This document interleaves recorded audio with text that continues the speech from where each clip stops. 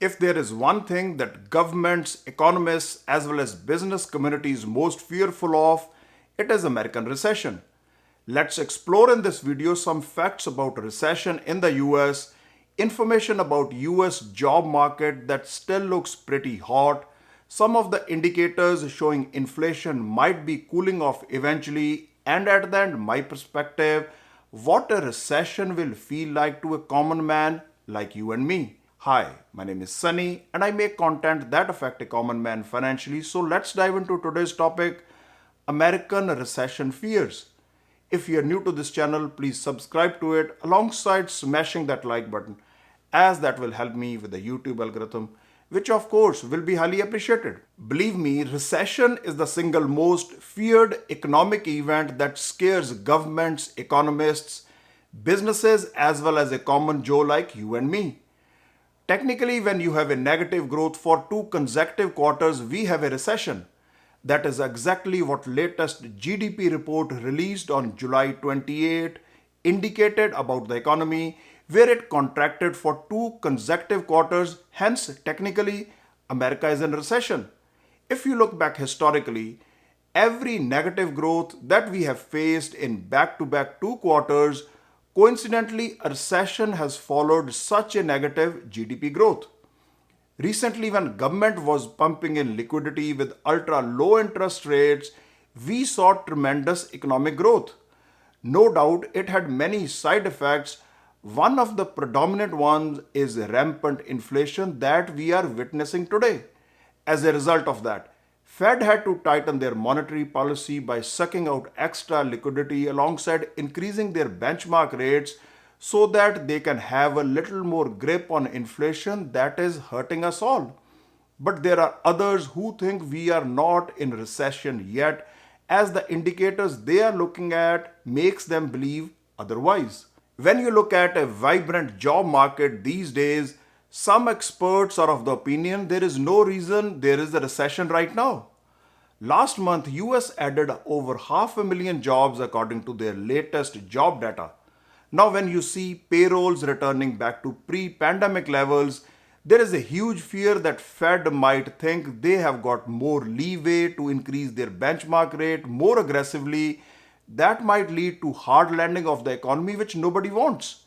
In simple terms, when the Fed increases their benchmark rates too much too soon, it is like slamming brakes on economic activity by increasing their cost of doing business.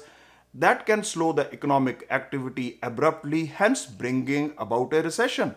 Technically, Fed wants to be ahead of the curve, not behind it as far as inflation is concerned. In June, inflation reached a 40-year high of 9.1%, which has slightly cooled off in July's data to 8.5%, which is still very high. One of the biggest contributors in inflation was increase in gas prices, which has shot up dramatically, reasons being geopolitical scenario alongside war in Ukraine, which has disrupted supplies from Russia. If you look at gasoline prices at the pump now, they have eased off a little bit as compared to their record highs in mid-June. Other inflation indicators like wholesale inflation or producer price index also seem to be peaking or have leveled off. But that does not mean that we are out of woods as far as a recession is concerned. There are so many other moving parts in the economy alongside geopolitical scenario that can prop up and change the whole economic situation. Whether recession is mild or deep, it is going to be painful to a common man since job losses do happen during these tough financial times. Now imagine such job losses not in hundreds but in thousands every month, that too across the nation.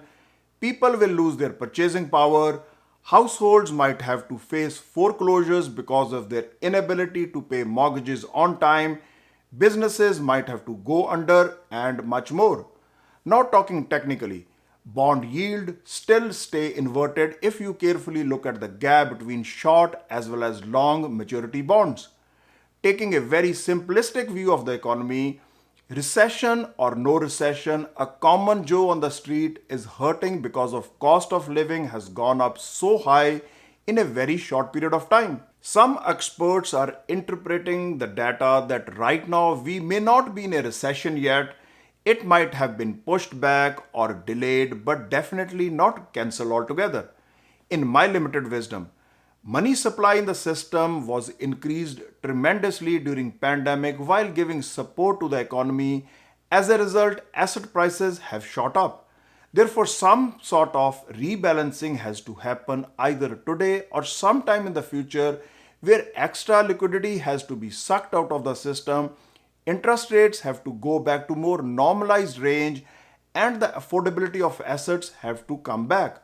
But that is me, I might be wrong. Do your own due diligence before investing based on your risk tolerance. As a disclaimer, I'm not a financial advisor, so please consult one before investing based on your personal financial situation.